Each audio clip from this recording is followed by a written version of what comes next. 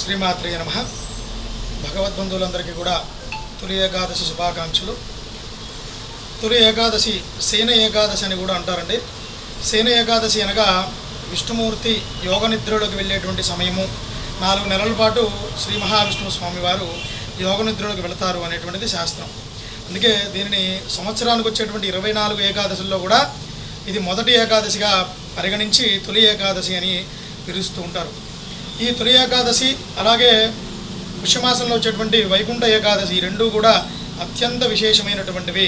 24 ఏకాదశుల్లో కూడా అసలు తొలి ఏకాదశికి ఎందుకు ఇంత ప్రాధాన్యము అంటే ఏకాదశికి ఉన్నటువంటి ప్రాధాన్యమే తొలి ఏకాదశికి ఇంకా ఎక్కువ ప్రాధాన్యం.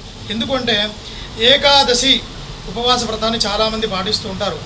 అంటే ఏంటంటే ఏకాదశి అంటే 11 మన 10 ఇంద్రియములను అంటే మానవుడి యొక్క 10 ఇంద్రియములను తో పాటుగా 11వది మనస్సును కలిపి ఈ 11టిని భగవంతుడి యందు అర్పించడమే ఏకాదశి యొక్క వ్రతము, ఈ ఏకాదశి ఉపవాసము.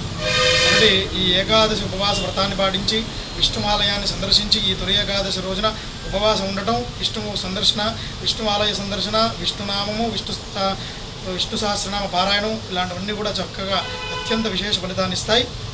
అందరూ భగవద్బంధులందరూ కూడా చక్కగా తొలి ఏకాదశి రోజున ఆ శ్రీ మహావిష్ణు అనుగ్రహానికి పాత్రులు కావాలని మనస్ఫూర్తిగా కోరుకుంటూ భగవద్బంధువులందరికీ కూడా మరొకసారి తొలి ఏకాదశి శుభాకాంక్షలు. శ్రీమాత్రే నమః.